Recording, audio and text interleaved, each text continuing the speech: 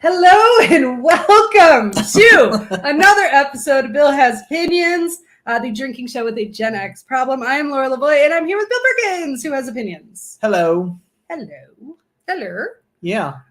So hi, how are you? I'm decent. Worse things happened. Well, a couple bad things have happened to me in the last week, I guess. I just forgot about them already.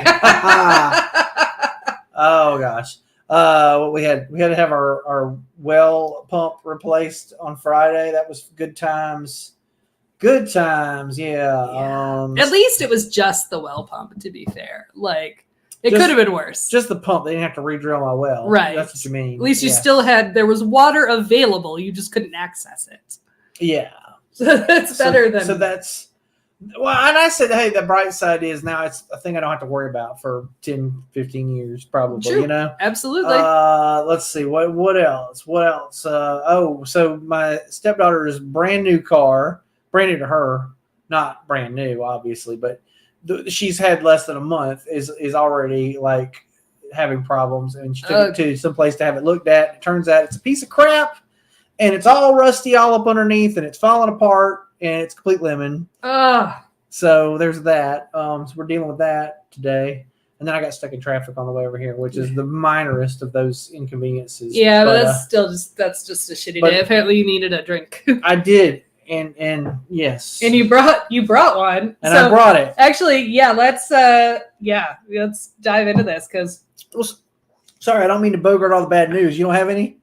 No, the other news was we had the Sphinx cast last week, which is why we weren't in this room to record. And but they went to their new home. Okay. So that's it's actually good news. I don't have any bad news. All right. So we did the bad news, good news. Yes. Well, the bad news was we didn't get to keep the kittens, and the good news was we didn't get to keep the kittens. There you go. So that's fair. And holy crap! But you brought me this beer. Yes, I did. So I just got to show you this. It's a Lagunitas Tiki Fusion Zombie, and it's a cocktail-inspired IPA with orange, lime, grapefruit, and allspice. So a zombie, based on the name, is actually, it's a high-octane cocktail. Sure. And it says everywhere on here, like in so many places, 10% alcohol. But they give you this is the size of it. You should never give a human being this much 10% beer. Like, it should not happen. But here we are drinking it, and it's the only beer I'm drinking, and I gave more than half of it away. And I'm just tasting it because it tastes less IPA and more cocktaily. I'd say I was like, I don't taste any beer. Yeah, I don't really taste any beer. It's all alcohol and fruit. Like it tastes like grapefruit and and some booze or something. Like if there's beer in here, they hit it well. Yeah. So the answer to the question, do I like it? And I gave some to Matt, and he gives it a yum. I do not dislike it, but were I to choose just like a drinking beer, I probably wouldn't choose this. It would take me all night to drink like that 22. Well, it's going to take me this whole show. Okay, because it's not like or at least it should. It's not a smooth sipping sort of thing. It tastes more like a cocktail to me, and if I'm going to drink those flavors, I'm going to drink it in a cocktail. I get you. All right, but that's that. 100%, yeah. That's what we got. All right, and I got myself a rewind lager from Birdsong in Charlotte. That's a good ass beer. Oh, and before that, Bill tried a beer. I bought this at Trader Joe's the other day. It's called Simpler Times Lager, and it's available at 70 cents a can. Or you can buy an entire case of it for like, I don't know, $5 or something. Anyways, I do not recommend it. The simpler times were back when things sucked. Is what they're. No, we all tasted it, and it's like, your friend who just learned how to homebrew, and he's trying that. He's like, hey, taste this. That's what it was like. We were surprised. It was a lot browner than you would expect a 70-cent beer to be. Yeah. But it wasn't balanced and didn't taste good. It was like somebody was shooting for Yingling and didn't hit the mark. Didn't make it at all. Yeah, no, it tasted like bad homebrew. That's what it tasted like. And it's 6.2% alcohol. I mean, I'm not going to drink a bad beer for that amount of alcohol. I might if it's super, super low alcohol. I was trying to find my cheap summer beer is what I was. So I was like, 70 cents. I'll try it and we'll see what happens. Like worst case scenario, I'm at 70 cents. Well, there you go. That's actually what we were expecting. Yes. We were expecting like a Budweiser and a Rolling Rock or Yeah, like a me Natty too. Light.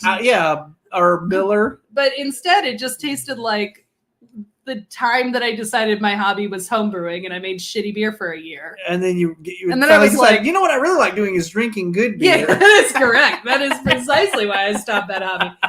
And before the show, even though I'm about to drink this 10%, I had an all-day haze, which is quite a tasty beer. Yeah. But oh my god, this one is so fucking good. I know that was delicious. I forgot about it. It's been a while since I had one. I had a bunch of them actually at the brewery a year or so ago when my wife had to go get her last tattoo, and this was like 3 doors down or something.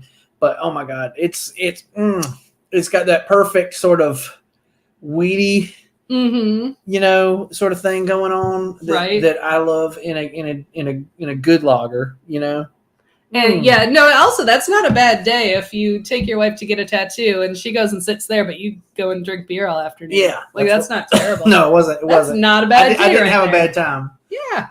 All right. So let's get into the actual show. Yeah. It is very rare that our shows line up with current affairs. I know. But sometimes it just works out that way. And this is actually a show we've talked about doing for a long time. We just never got around to it. So, and apologies to everyone who tuned in hoping to see us both wearing drag tonight. We had neither the time nor inclination. That's fair. And didn't feel like we would pull it off without too much corniness. So we wanted to give it a little respect. I did put on my most flamboyant shirt. It's a delightful shirt. And in addition to it being flamboyant, it also represents Key West, which is a place I saw a very good drag show. Last drag show I went to. So I figured, this was the gayest thing I owned. I don't know. Well, and so we didn't want to, it's the admitting that we are straight cisgendered people. We don't want to mock drag culture. So that's not at all what we wanted to do. It's just, we're going to talk about it. It would have been better if we had guests, but that's not really a thing we do on this show. So we didn't get a guest. Yeah. Although too bad. You know that one drag queen here in town? Divine? With the beard? With the beard. Yeah. Yeah. Like her name's Divine, like the other drag queen. Wouldn't she been a great guest? I actually seriously considered it. She doesn't know me from, I've just run into her several times around town at things, at Pride and different stuff, right. But no, absolutely, and she's delightful. Or just seen her in bars or whatever. And I'm going to she's hosting a drag show I'm going to on Easter, so I'm excited about that. So anyway, what we normally do at this stage of the show is we do a bit of a monologue. Okay. So Bill, why don't you tell us all about your experiences with drag? Yeah. If I'm to do the whole, Boy George would have been my intro to it because that was a thing I was into in 4th grade. I liked Culture Club. And then 3 or 4 weeks after the songs hit the radio, people like the videos hit. And then people were like, I don't like that anymore because that guy's gay. And I was like, I don't give a shit. Like, it doesn't affect the music. It doesn't. Like, who gives a hit? And I don't really know, like, I really gave that much thought about what gay was or whatever, but I knew when I liked a thing, and I didn't really give a shit about the peripheral nonsense, and then time goes on, of course, and you're exposed to Rocky Horror Picture Show, and then I got to art school and I watched John Waters movies and then also art school. There was a lot more. There's a larger percentage of homosexual kids at art school. I will say, like than probably regular college. Than in regular college or in high school in rural South Carolina. I don't know, man. I will tell you this: there was an uncanny number of people who came out after high school. Oh, but from my town. There's reasons for that. I'm just saying, my town specifically, and especially people in my grade and the grade above and below me, like I know an uncanny amount of people who I guess kept it like there was the couple kids who you knew, you know what I mean, like that they weren't fooling even if they didn't admit it or no, they didn't. Yes, yeah, they weren't fooling anybody. But then there was people who like you're like, oh, I'll be damned. You know? But anyway, that's not here nor there. I'm just saying. But at art school, everybody was out and open. You know, they were free to be who they were. That's why you could fucking go to art school, is to be who you are. That's half the reason you do go to art school. Absolutely. So I'm just saying there was a larger than typical percentage of out and proud homosexuals at art school, right? Sure. Yeah, so that I was exposed to a little bit with that, and that's about the time actually that You Better Work dropped. I want to say it was like late 92, early 93, somewhere around there. Sure. When that whole thing happened, and that became a thing, you know. I don't know. And then so years go by. I want to say I'm like at the end of college. By this point, I've moved back to South Carolina, and I don't know. I was like leafing through the local like current events, you know, the entertainment. Whatever you call it, the little free weekly thing, you know, that comes out in your town, right? Right. I'm leafing through there looking for something to do. There's like they're telling me about some musical that's going on at this like avant-garde theater, and it's this it's this off-Broadway performance about a transvestite transsexual actually, I guess. At the time, I mean, now we would call it transgender, but right, sure. You know, and it takes place like at the fall of the Berlin Wall and blah, blah, blah. And I'm like, this is just crazy enough to work is what I thought to myself. I said, this plot just sounds cuckoo pants, but I'm going to go see it. Right. And I went and saw it, and I fucking loved it. And I've been in love with Hedwig and the Angry Inch ever since. And I've seen it 3 or 4 times. I saw it 3 or 4 times as a musical, sadly, never in New York. Never win any of the, like, I really wanted to go see the Neil Patrick Harris, but I could not get tickets for that. But I've seen the movie, you know, 20 or 30 times. I saw that like 2 or 3 times in the theater when it came out. So I just fucking love that thing. So yeah, that's basically my, and then I've been a few drag shows here in Asheville, and I've been to one in Key West, and I will go again. If I go back to Key West ever, we're definitely going. That's a thing on my agenda. Like if in Key West, go to the drag show. I will tell you that. And I don't know, anywhere else you go, shit, if they got a drag show, it's a good way to, you know, spend an evening or a brunch, if you will. Yes, absolutely. And in many cases, it supports the local community. And, you know, usually at a drag show, it's all local performers. Yeah. And, absolutely. So, yeah. So, I don't, you know, I don't remember when I became aware of drag. I guess I just, you know, just like this with the cultural touchstones like Boy George and things like that. Yeah. Like you know, the androgyny of some artists that kind of translated into, you know. Oh, yeah. I forgot, because David Bowie went through, at the beginning of his career, did a drag thing for a minute. Absolutely. Exactly. So, but what I will say is, even though I had been familiar with RuPaul's Drag Race for many, many years, though I'd never watched it, it became one of my comfort shows during the pandemic. Okay. And I binged, and mind you, there are 14 seasons. Okay, so you had to go back and catch up. Oh, yeah.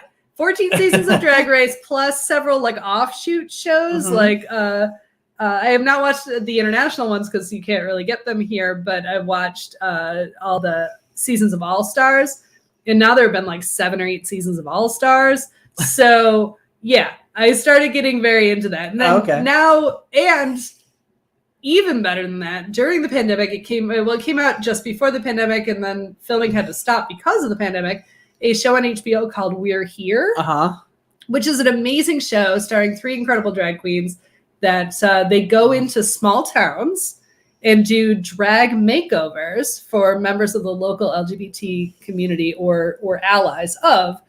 And it's it's like Queer Eye, but for drag queens. Okay. And so you can't get through an episode without sobbing. Okay, well, that's fair, because that I'll say that last season of Queer Eye, like they obviously changed showrunners or something, and it got so, you know what I mean? God. You know what I'm talking about? Yes. Like because it used to not be that personal and like try to like be poignant and stuff, and then it got that way. I think they realized, especially with the reboot of Queer Eye specifically, that they just needed to lean into that. Like it wasn't the old school, the early 2000s version of Queer Eye for the straight guy anymore. You know, it was a modern version, so they're just like, let's just go for it. Let's just do the whole thing. And it worked, but damn, it was like watching like a movie with a dog. Exactly. Like you're gonna cry at the end of every episode. Exactly. So no, there was an episode of so Matt watched the most recent season of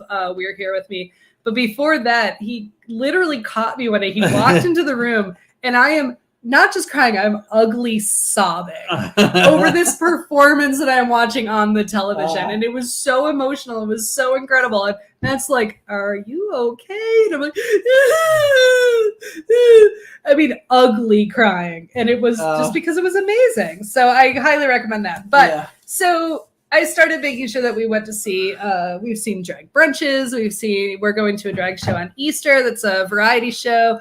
So I very much enjoyed and I think what I enjoy about the art of drag is that it's not self-contained. It's a lot of things. Like you have singing, you have dancing, you have acting, you have comedy, you have fashion, you have makeup. Like, and fashion and makeup, like I am a woman, but neither of those things are on my radar. I do not do either of those things. But I think it's really cool to see other people who are incredible artists do those things. Yeah, you know? Absolutely. Yeah. So, I mean, I think that's the thing sometimes is like you want to see what the things I guess that I suck at or whatever. I see somebody else do it well, right? Like, you know, so that's a thing about like, I mean, gosh darn, like when, I definitely get that when you look at like the makeup and stuff in drag, you know, right. I went to a goth show a week or so ago and I put on a little makeup when I go to a goth show, but I suck at it, man. Like it's the most, I probably look like a fucking clown,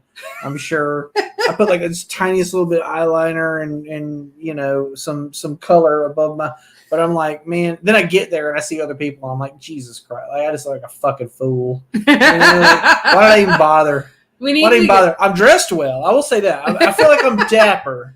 Okay. Yeah. You know, but as far as my like this whole thing, I'm like, yeah, why'd I even bother? No, I don't. I mean, that's about my skill with makeup. I've tried a couple of times. At this point, I'm nearly 50. That's just not a skill I'm going to get. Yeah. Like I'm not going to get that skill. It's just not going to happen. Yeah, it's probably true. It's one of those things like you get to a certain point in your life and you're just like, and it's like I was talking about last week with like the music I haven't gotten into by this point in my life. Right, like, exactly. Well, it's too late now. And exactly. So there's skills in your life where you're like, yeah, well. No, that's absolutely true. And whatever. Probably won't do that. Whatever neurodivergence I have, which is probably a variety of things smushed together, like most of us, I can't stand the feeling of makeup on my face. Like as soon as it goes on, I'm like touching it. Burn it off. I will say that's the thing I learned when I first started doing the Batman cosplay. I learned very quickly not like whatever's going on here, just fucking ignore it. Just fucking ignore it. Like do not put your fingers in your eyes. I put my fingers in my eyes all the time. No, I mean I do normally because I have fucking allergies. You know? Exactly. You know, like I swear to God, like all day long lately, you know, but if I have eye makeup on, I'm like, don't touch your fucking face, don't touch your fucking, you know. Absolutely. All right, so real quick before we get into the rest of this, and we're already 20 minutes in, and we've got a huge list, so we're never going to get all of it. But I do want to pause because part of the reason we're doing the show today versus that we didn't do it 3 or 6 months ago, then we're not doing it months from now, is that drag is under attack, and specifically the greater LGBTQ community is under attack by lawmakers all over the country, particularly in Tennessee, right? Tennessee just passed. Next door. Yeah, right next door to us, just passed a law making drag illegal in many instances, most instances, almost all instances. It's very vague, too. That's the worst thing about it is the wording is so fucking vague that you can't, I don't know, like you just don't know what's okay and what's not okay, right? Like they left it, I guess, open for that interpretation. And then of course their stupid governor, like, you know, some people pointed out, like, I don't know if this is what he was doing, but there was a picture of him from high school where he was in drag technically, right, in a cheerleading costume. And this is a thing. I don't know if they did this at your school, but at my school, the kids who were in some fucking, it was all the country club kids. They were in some fucking thing, and I want to say it was they were in Key Club. That's what it was. And Key Club, I think, was like the Jace. What is that? It's like a junior version. achievement type thing. No, it's not junior. It's like the kids version of like Lions Club or Civitans. Sure. Or yeah. One of those things that's on on the city. Right. Welcome to our town board. But it's still basically a secret society. It's basically it's a secret. That's what I'm saying. It's a secret society for rich pricks. Right. Because this is all the country club kids. Right. They were in this thing called Key Club, and as part of their initiation to Key Club, towards the end of the year, someday in the spring, all of the guys would come into school in drag one day. But that's not meant to be like drag as an art form. It's meant to be drag as hazing because exactly. Being dressing like a girl is bad. Exactly. No, it was totally a hazing. It's basically like like frat light stuff. And these were all the kids who were going to be in a frat later on. Right. They were all the douchiest fucking jock kids or whatever the fuck that Well, and the governor this picture surfaced and he's like, "Oh, that's not what I mean." But that's not what you mean either. Like, yeah, well, he's like they haven't defined what they mean. That's the thing. Right, that's what I'm saying. But he's like, so it's open to his interpretation of like what's good and what's not. Like, so I guess the Key Club is still allowed to do it. But actual drag performers and trans women will attack them. Yes. Yeah. Because that's actually the really scariest part of this is it's so vaguely written that trans people in Tennessee are really in danger now. Like you get arrested. Like, I think it's 2 arrests and it's now a felony. Like, so you get arrested for just living your fucking life. Sure, yeah. And just because someone presenting as something that you weren't born as or whatever. Right. The fuck, right? So, it doesn't, there's no rhyme or reason. And where the fuck does it end? Like, okay, so how about this? I mean, this isn't even considered drag, but like really butch lesbians at the fucking Home Depot. Absolutely. No, that's true though, because that's where, like the bathroom bills here in North Carolina and other places, women, butch lesbians, for lack of a better word, women were getting beat up coming out of women's rooms because some, douchebag who didn't bring his gun that day decided that was too masculine a person to go in the bathroom and decided to take it up on themselves to beat up this woman. And it happened a fair amount. Like we'd say we're protecting women and children by not letting trans women in women's rooms, but no one was attacked by a trans woman, but women were attacked by assholes. And if we want to open this book a little further, today in Tennessee, 3 children and several adults shot dead in a school. Yes, at a Christian school. At a Christian school, even. By a heavily armed woman. Right. For I don't know what fucking reason, but here's the thing: we don't care about children. Stop saying we care about children. Yeah, clearly. If priests molest children, we don't do jack shit about it. And I always say this whenever anybody starts railing about gays or drag queens or whatever the fuck, I'm always like, if you want your kids molested, you take them to church. Yeah, that's what I always say. Yeah, because where it's not happening, drag shows. Exactly. I've never at a drag brunch. Also. Sorry, I'm going to go off on the side here for a second about grooming. But we keep accusing gays and whatnot of grooming. But what we really need to be, if you want to get upset about grooming, you need to be upset about the bestiality community. Because I was in Charlotte the other day and I drove past a place, and it said openly, like this is the thing, they're flagrant. It said openly on the thing. It said dog grooming. Oh Jesus Christ. So on that note, support your local drag performers, support drag performers in Tennessee.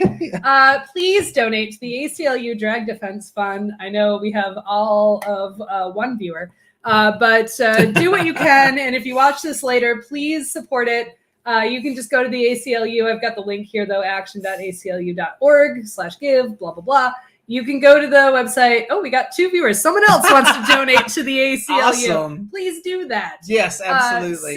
Because we want to support drag performers in the greater LGBTQ plus community. Sorry. I can still have a thing or two to say about this real quick. Dude. Also, I want to say this is a real fucking slippery slope because right now it's attacking well, they make it seem like it's, like it's a fringe group and they're going after these people. But, here's the thing. And I think this is why they're doing it.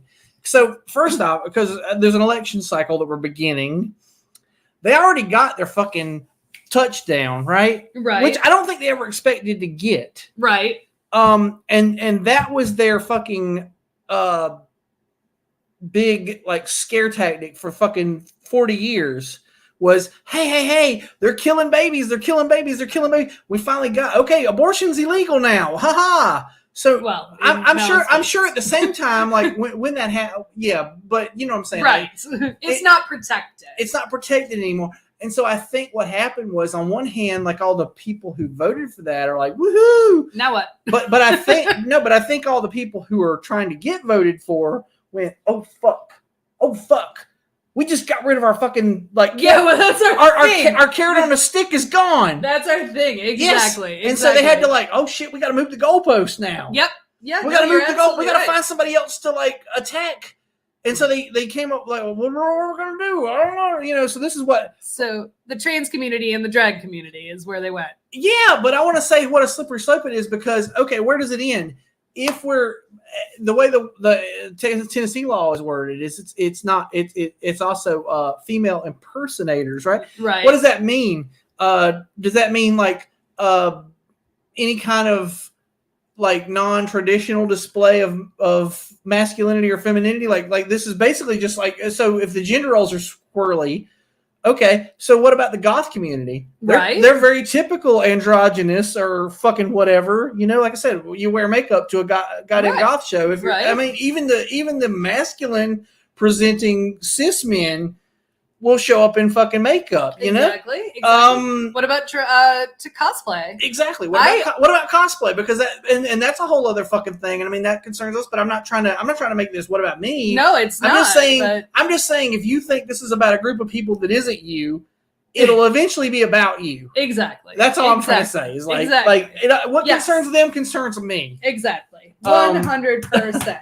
Okay. 100%. So donate to the ACLU. Yeah, absolutely. That's what we're saying about that. Yeah. All right. So let's dive in because we got about a half an hour for the rest of the show. So let's start with I made a slideshow. I wasn't going to make a slideshow, but then I realized that drag is a very visual art form. So it was hard not to make it. It's mostly a visual. It's almost entirely a visual art form. It's like it's like you want to talk about our show about peacocks where we'll have no pictures of birds with feathers. What's a peacock? Okay. We're going to start. This is very arbitrary. This is literally 10 people that I've selected. Sure. So there's no rhyme or reason to any of this. Okay. Actually, we're going to post a link to this video.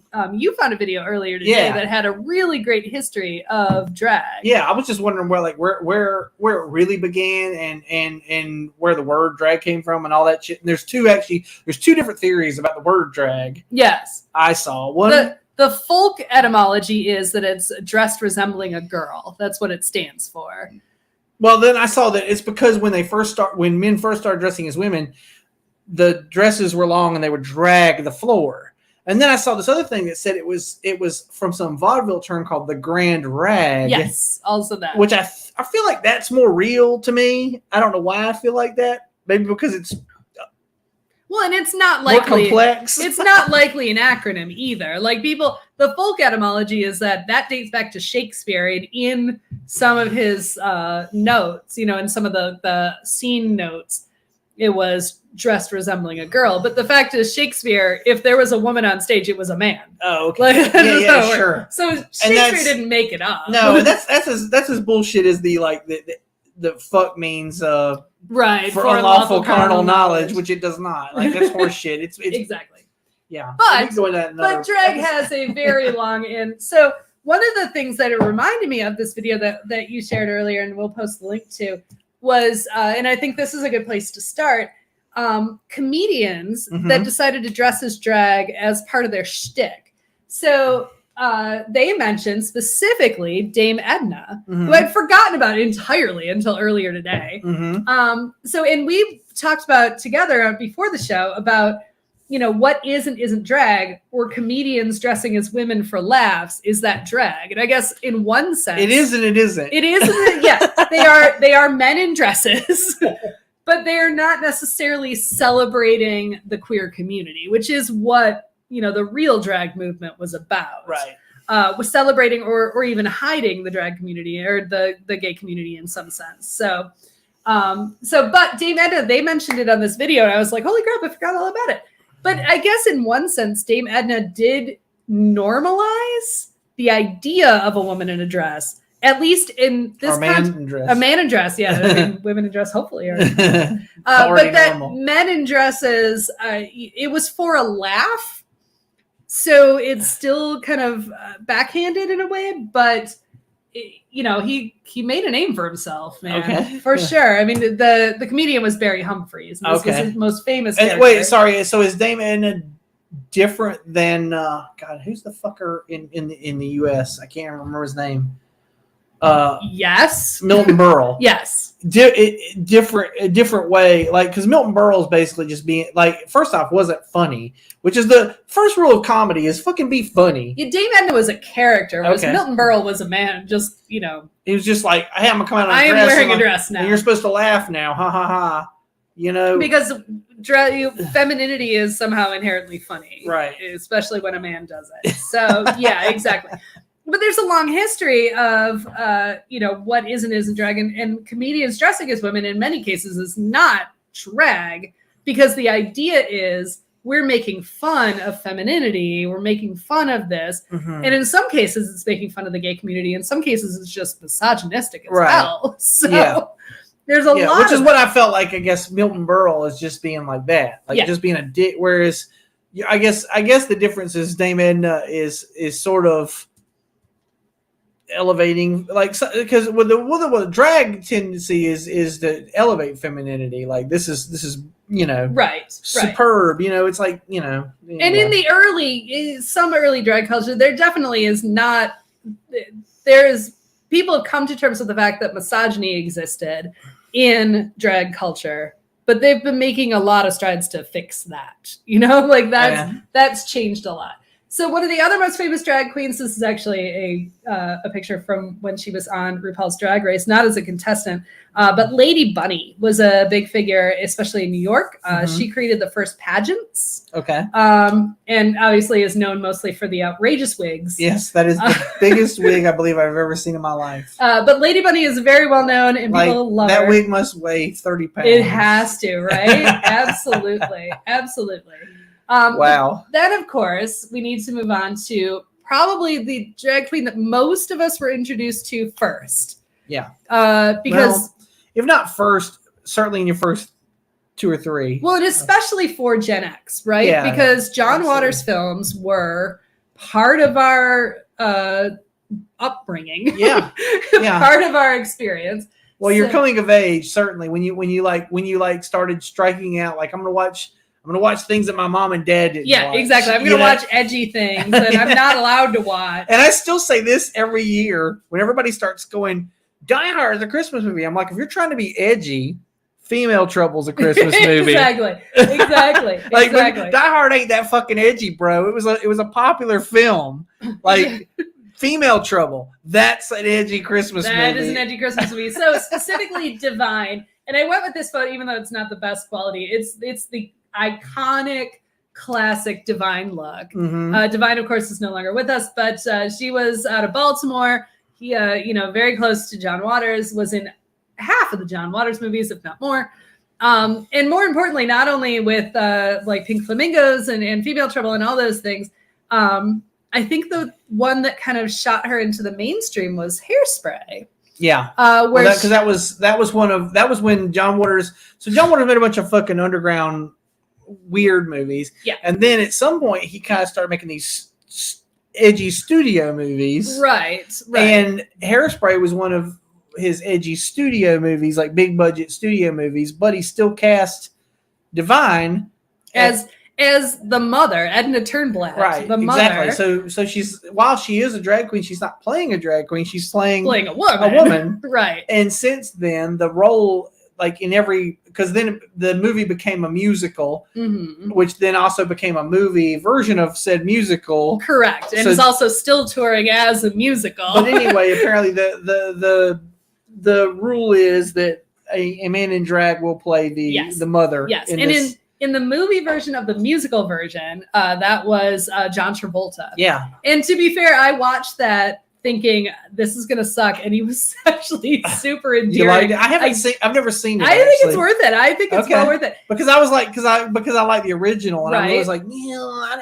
I've got a thing against remakes or whatever. Well, but it makes it kind of different because it's kind of not a remake. I know, because it's gone full circle. It's gone like we made a musical based on a movie, then we made a movie based on the music. And the thing is, it's still a John Waters property. Like he made the movie of the musical based on the movie that he made. Right, exactly. And but I'm actually sad I didn't see it while it was touring, and I think it still is. And if it comes anywhere near, I might get tickets. But Hairspray was on tour. I think it's still currently on tour. And the role of Edna Turnblad is played by Nina West, who is a former contestant on Drag Race, and is fantastic. So it's now come even fuller circle. Because for a long time, Edna Turnblad was played other than Divine, was just man in dress. Oh, okay. And now we've come full circle, and now an actual drag queen is playing Edna Turnblad. So wow, okay, all the way back around, folks. Yeah, well, that's the thing about this particular property is it just keeps circling, right? Yeah. Next thing you know, they're going to make like a Fresh Prince of Bel-Air style drama about the in making the style, of absolutely. Well, because they remade Fresh Prince, so now it's an edgy teen drama. Okay, so they're gonna do that. They're gonna make that. All right, and they'll get Ricky Lake to play some bit part in it. Yeah, exactly. That is correct. That is exactly what will happen. All right, and then I think you can't talk about modern drag without talking about the current mother of all drag, is RuPaul. Yeah. Who got her start in a punk band. Is that right? I'm not familiar with that. Oh, it has a weird name, and I should have looked it up before this. God. It's a crazy name. Okay. Punk band in like the 80s. Was big in the Atlanta drag scene, and like her first actual quote film role was in the video to Love Shack. She's one of the background dancers in Love Shack. Okay, crazy. So, but she of course went on to create the Drag Race dynasty. Which is now 14 seasons plus several spin-off seasons. So I think it's important that we say hello to RuPaul, because she's launched the careers of every single other drag queen that I have on this list.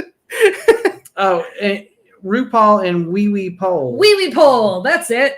This reminds me, actually, because this is something I mentioned that probably didn't find its way to your notes, but I wanted to mention this. There was another punk band that I really love called, initially it was called Wayne County and the Electric Chairs. Yes. It was fronted by a trans woman who transitioned and then became Jane County and the Electric Chairs. Yes. Probably one of the first punk bands fronted by a trans woman. Just wanted to throw that out there.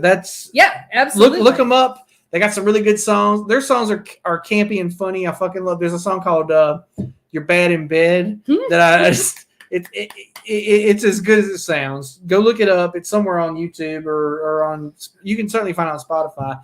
It's on one of my playlists. Sure, check it out. Sure. All right, so now we're moving into the drag queens I love the most. Oh, okay, we've got a comment, folks. Let's. Yes, thank you. Wee Wee Pole. Thank you very much. Unfortunately, I was on the wrong page, so I didn't see your answer in time. But yes. Okay. My very, very, very favorite drag queen in the entire world. I love her more than anything, except maybe my cat and my husband. Okay. Trixie Mattel. Okay. Trixie Mattel. So here's the thing, and you might have noticed from some of these images so far, like I'm going to switch back to RuPaul real quick. RuPaul does, it's still drag makeup, but it's beauty makeup. Mm-hmm. Like, is true female impersonation. You want to know something funny beauty makeup about RuPaul? So I don't know if you remember this, but when the movie Barbed Wire featuring Pamela Anderson came out, on the cover photo, I swear to God, I thought it was RuPaul. Because the way Pamela Anderson is made up, she looked like RuPaul on the cover of that. So you have this like the beauty literal female impersonator and or trans women that just want to look beautiful as part of this. And then you have like Divine and like Trixie Mattel. You have people that do characters. Sure. And Trixie Mattel, I mean, you know her from anywhere because this is iconic. Right. And she's always got these triangles on her eyes. Absolutely. Yeah. Yes. So it's, and that's what, but now Trixie Mattel is truly a triple, quadruple, multiple threat. She is a comedian. She is a singer-songwriter. She actually writes Americana and country style music. Like, unlike most drag performances are club music, but she actually writes Americana. She owns her own cosmetic company. She renovated a motel in Palm Springs and did a reality show about the renovation of that motel. She's insane. And where is she from? Oh, where is Trixie Mattel from? Yeah. Where is Trixie Mattel from? Wait. Okay, get there. You gave me a 10% beer. She's from Wisconsin. All right. So, yes, thank you for reminding me because you gave me a 10% alcohol beer and I'm this far from it. I just realized at some point during your spiel, I was like, wait a minute, I'm supposed to remind you about a thing. You did. So, Trixie Mattel, if you have never listened or seen any other, and she's also very, she's on YouTube. She has a YouTube channel. She has several YouTube shows. Literally just go to YouTube and type in Trixie Mattel and just watch it all because it is so much fun. All right. So now you're familiar with Ben de la Creme. This is Ben de la Creme because I sent you. She was just on the Daily Show. Yeah, and that was the one video of all the videos you sent me that I watched. But more specifically, she was talking about the ACLU Drag Defense Fund and the laws in Tennessee. Yes, she's an activist. She's a producer. She's a comedian. She's a singer. But she's just a lot of fun. Like Ben de la Creme is a lot of fun. Okay. And she collaborates a lot with the next drag queen. Oh, yeah. She mentioned this on the Daily Show, actually. Yes, indeed. So they do a Christmas show together. They do, which there's a recorded version of it. I would love to go see the Christmas show, like live, but you can watch it on Hulu, and it's a lot of fun. Okay. It's a lot of fun. But Jinx Monsoon, and the reason I wanted to point out Jinx Monsoon, and not only is she awesome, but here's the thing about drag becoming mainstream at the same time that it's being outlawed in Tennessee, right? Jinx Monsoon too much drink. Jinx Monsoon just finished up a run on Broadway in Chicago as Mama Morton, which having a drag performer playing a female role has never happened before. Never? Not on Broadway. Not on Broadway. Except in Hairspray. Not on Broadway. Oh, that's an off-Broadway. That's actually off Broadway. Okay. But in that case, it is a role designed for a man in a dress to play, so it's still different. Okay. Whereas this is absolutely, but I do remember there was one time when I actually think this happened on Broadway. You can double check me later, but I think the one time that Hedwig ever ran on Broadway, Ali Sheedy played Hedwig. So that was a woman in a drag role. Yeah. So that was weird. And that does come in, that's awesome. But I'd like to see when there's representation. Like that's cool, but I also want to see a gay artist. No, that's fair. I like that they mix it up sometimes. Sure. They're just absolutely. Whatever the fuck, we do this, we do that. I'm still waiting for them to just like cast like a straight man as Hedwig one time, and then I'm gonna go out for it. Well, shoot, Tay Diggs played Is Tay Diggs straight? Oh yeah, probably. I don't actually know. Did it? Yeah. Could be. I don't fucking know. But Doesn't you're really right. matter. I forgot he did that. Yeah. Oh gosh, yeah. Yeah. He was like, that was huge. All right. Okay. And then the last three I want to mention are, because I already mentioned We're Here on HBO, which you really should watch. But it stars and is produced by the following three drag queens. Shangela, she got her break on RuPaul's Drag Race. She'd only started doing drag like 6 months before she went on Drag Race. And she was the first person voted off, as you might imagine. And then she came back a couple of times, and she's fantastic. Most notably, recently, she became the first drag performer to compete on Dancing with the Stars. Wow. And I'll notice then again that she has the more beauty thing and less the camping thing. Yes, she definitely does the beauty thing. Yes. But then flip side of that, also on We're Here is Bob the Drag Queen. Okay. First of all, love the name, Bob the Drag Queen. Good. So there's a tradition within drag culture where you're from a house that comes from the ballroom scene and a history that we might not even get to. We might. Oh next. gosh, yeah. That's we've got so much we're not going to cover. So you belong to a house, and like you have your drag mom, who, especially when it was very underground, and people did not have their own families because their families threw them out into the streets. You know, you would end up with a mother that was, you know, part of your drag community or your trans community or the gay community in your area. I love Bob the Drag Queen. It's my favorite because she considers her house the house of the drag queen because that's her name. And next on We're Here is Eureka. Eureka is notable for a number of reasons. She's a trans woman. Came out during the last season of We're Here. More importantly, she's from Johnson City, Tennessee. Wow. Making her illegal to exist in many cases. Yeah. Does she still live there? I don't know that she does. Or she just from there? I hope she doesn't live there, frankly, for her own safety. Right. My Lord. So for those who don't know, Johnson City, Tennessee is about an hour north-ish of here. Yeah. Just over the Tennessee border.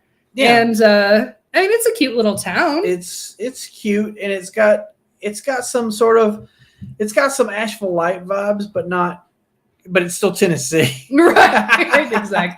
Exactly. You know, I mean, so you know what you're not going to do in Johnson City anytime soon? What's that? Go to a drag show. I guess not. I mean, I don't know. I mean, or are you? And I hope people do. Like, that's exactly. I hope people are just having drag shows, even underground, that get rated and stuff. And that's the thing with some of these laws, right? So you have to violate them in order to take it to the court. Yeah, absolutely. It's always been a thing. Like, you have to have standing. You have to have that shit go down. You have to have sort of a Stonewall moment in order for there to be a thing. Absolutely. Right? So absolutely. Sadly, a Stonewall, and actually a more clear parallel would actually be Rosa Parks. Okay. You know, she was put in the position to get on that bus and have that happen to her that day by the people who wanted to fight the stupid law. Right. And she made history. So you're saying, like, essentially the ACLU will sponsor somebody to, like, go make trouble. We got your back. We'll provide your lawyers when the shit hits the fan. That's what the Drag Defense Fund is for. Okay. Go have a drag show. Go have the drag bail show, you out. and then we'll see what happens. Exactly. Okay. Exactly. So therein is the end of that. Yeah. But look at my typos. Great. RuPaul. I wrote RuPaul's Drag Rage. Oh, which in that should be the sequel. Like, when they get tired of doing RuPaul's Drag Race, they should just do RuPaul's Drag Rage. Yes, where they go and take down. Yes. So, all right. Actually, we have covered a lot of this. So, history. We talked a little bit about the history. Shakespeare, Kabuki. Chances are that's a tenuous link. Yeah. But in America, it came out, you know, like, especially during Prohibition, and there's this, we're going to post that link. It's a great link. But one thing you mentioned to me was Disney villains. Yeah. Are all appear draggy. I was trying to point out some things that were like, maybe this isn't drag, but it shows you the importance of the influence of drag, right? Like, for better or worse, whatever. But Disney villains, yes. And one in particular, Ursula, was designed after Divine. 100% to look like Divine, but they started as early as 1959 with Maleficent. Looks like a goddamn drag queen. Right. And that might be nefarious as it was or on purpose. Yeah. To malign you against her because, oh, this is creepy and weird or whatever. Yeah.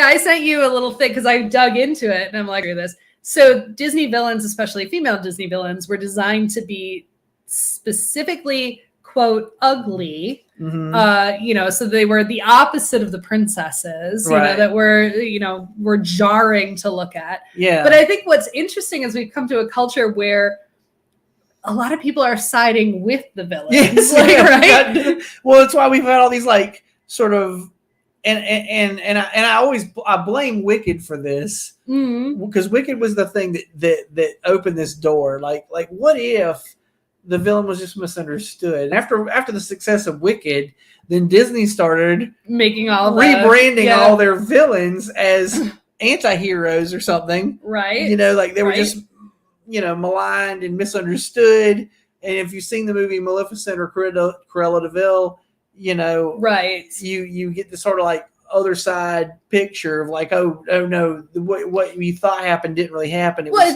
actually I went back and rewatched Sleeping Beauty, and I felt like she was justified. That movie. Like I didn't need a second movie. Like no, exactly. she was always right. Fuck them. Fuck that king. Yes. Fuck them all. Absolutely. You know, like absolutely. So what I'm imagining happened, and this is just my theory, but that even early drag, that Disney villains, because they were considered like the opposite of what was conventionally attractive, that it actually influenced the drag community. So you think it just did this? I think it did do this, like, because it was supposed to be non-feminine, you know, and then it came back around. And I also mentioned this to this. This is not Disney, but the Powerpuff Girls has a villain named Him, who is a devil wearing a ballerina costume and thigh-high kinky boots, if you will. Right. And that character, I never viewed him as maligning drag or maligning femininity as much as partially because he's also the devil. Right. I saw him as because the devil is do what thou wilt. So I kind of felt like he was always living his best life. So a little drag, a little Thelema. Yeah. a little Aleister Crowley. Yeah, a little of that. You know, like I just always felt like, hey, this is what makes me happy. I feel good when I'm wearing my ballerina costume and my thigh-high boots. Absolutely. And I'll do what I damn well please because I'm the devil. You know? Absolutely. No, absolutely. And I do want to mention this, and we've kind of mentioned it a little bit, and then we'll get some of these random notes out before the end of the show. But I think a lot of the fear of drag, and we all say it's like just like abortion, right? It's not about the unborn babies. These laws against drag is not about the children. It's not at all about the children. It's this idea of this fragile masculinity, right? Mm-hmm. Like other people being gay or dressing in drag somehow makes me less of a man, which is insane. Well, first off, it says a lot more about you than it does about them. No shit. Yeah. Which I've always thought. I've always thought this about anybody who was always overly concerned. You know, because I remember I had a friend in high school, and he was always like, you know, he was one of those people where when he'd find out or suspect that some member of some band might be gay, he'd be like, yeah, that person's gay. And he'd be like very concerned about it. I'm like, who gives a shit? Right. You know? And he'd be like, I just don't know. I mean, what if they are? And I'm like, what if? Whatever. And I gotta say, this is one of the things I love about Lady Gaga, because you remember, I don't know if you ever saw this, but there was actually an interview where not Tucker Carlson, the guy the Anderson Cooper, asked her, like, a lot of people say you have a penis, do you? And she's like, who gives a fuck if I do? Right. And also, shame on you, Cooper. She said, I'm not going to entertain that, first off. Secondly, my fans don't give a shit.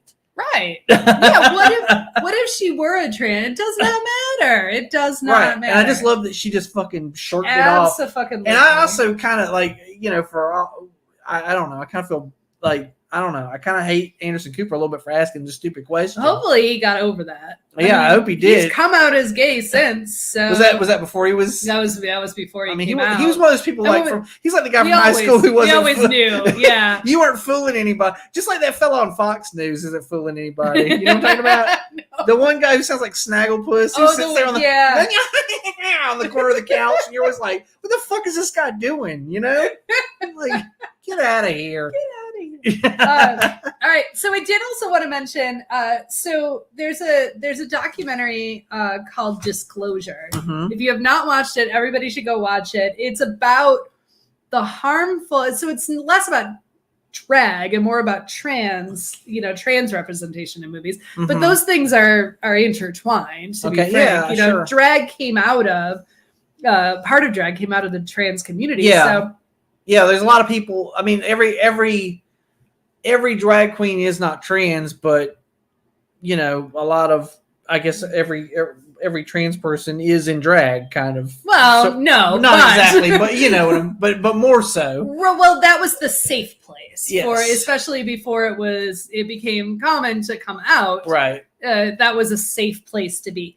And Disclosure talks about some of the shitty representation, especially in early movies, and then about the new movies and the new media that's coming out that's actually very positive. One in particular is Pose, which you have not watched. Pose, you should watch Pose. Okay. It's fantastic. What is this on? It was on FX, but I think you can watch it on Hulu now. Okay, very good. We'll check it out. Or Netflix, something like that. I'll check it out. Yeah, definitely check it out. It's very, very, very good.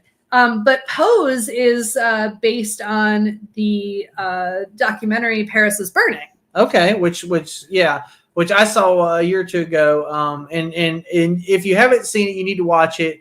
And I will point out that while Madonna is an ally, she is also a hack who steals a lot of things. Yeah. And if you watch Paris is Burning, you'll be like, Jesus Christ, did Madonna rip this shit off? Yeah, I mean, voguing, she did not admit voguing. If you were not aware, voguing was a part of the ball. And so Paris and Burning is about the ballroom scene. Ballroom was one of the ways drag became popularized. Yeah. And ballroom was less about the female impersonation and more about empowering the trans and queer community at the time. It was still underground. Yeah. Because again, and it's specifically people of color, by the way. Yes, also, very much the drag scene in Harlem. Yes. Specifically. But it's a brilliant documentary and you should fucking watch it.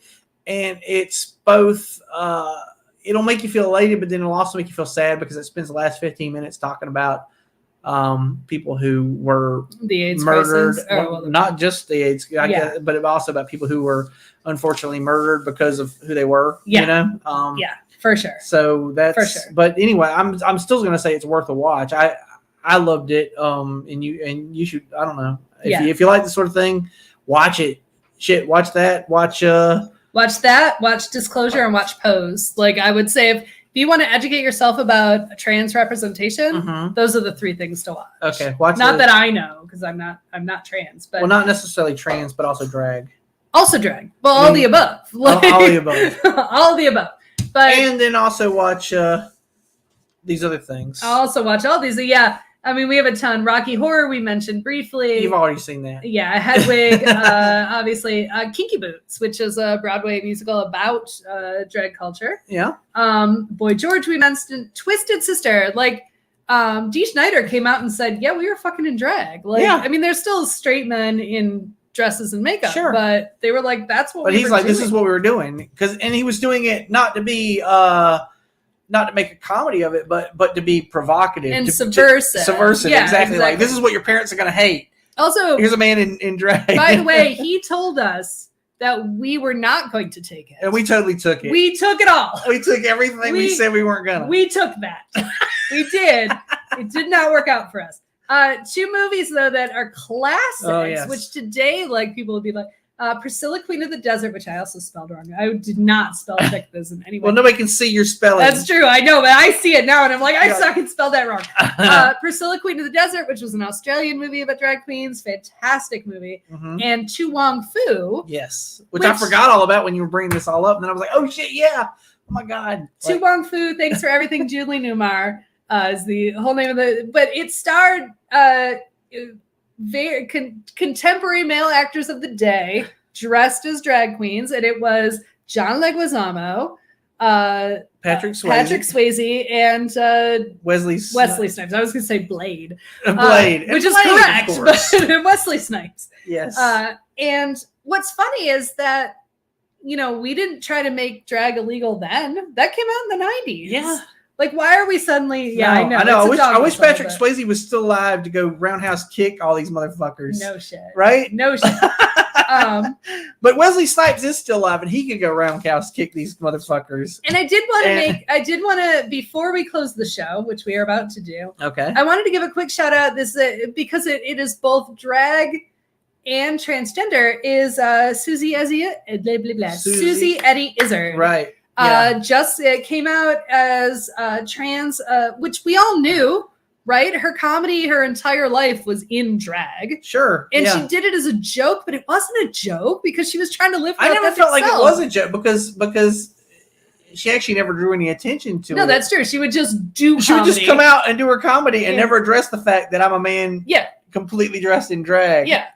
Right. Which I always thought was like sort of brilliant. Like there's the elephant in the room and I'm just gonna fucking ignore it. And it was part of it was social commentary, part of it was comedy, but ultimately, so she came out as transgender a couple of years ago, but this, like a couple months ago or a month or so ago, finally said it. Now I'm Susie. Yeah, she gave herself a new name, and so her full name is Susie Eddie Izzard, and she took Susie. She said that had always been the name she wanted from the time she was a little kid. Okay. So she took that name. So kudos to her. I love Susie Eddie Izzard. Well, can we talk about the last?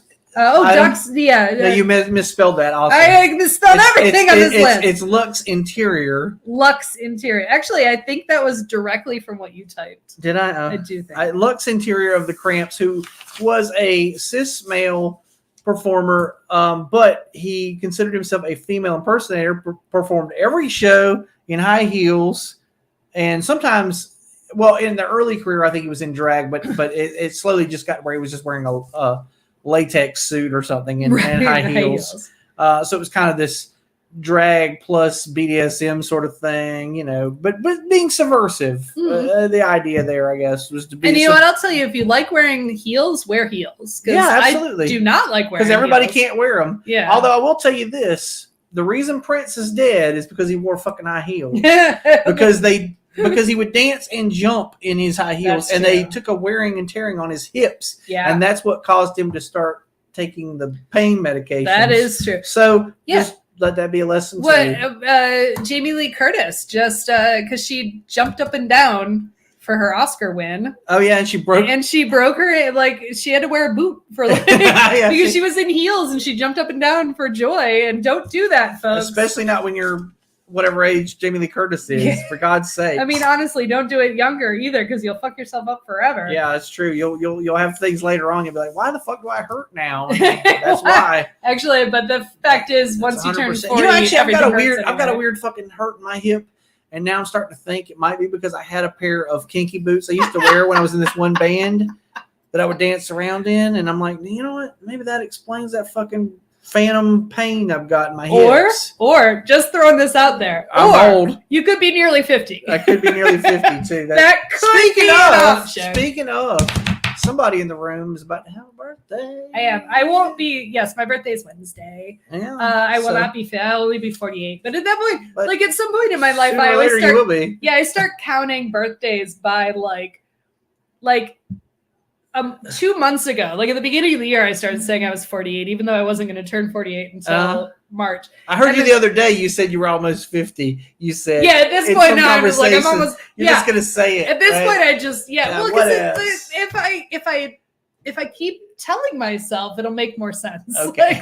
Like, so yes, I mean, 48 is almost 50 to be fair. Okay. Like you still got a year or two. Like I felt like you were jumping the gun. Like I thought about it when you said it. I was like, oh, and then I realized, wait, no, you're younger than I am. I'm almost 50. I will be 50 in January. Yeah. So like, but anyway. But birthdays, I love them. Yeah. So yeah, my birthday's on Wednesday. So wish me a happy birthday in the comments. Yeah. Okay.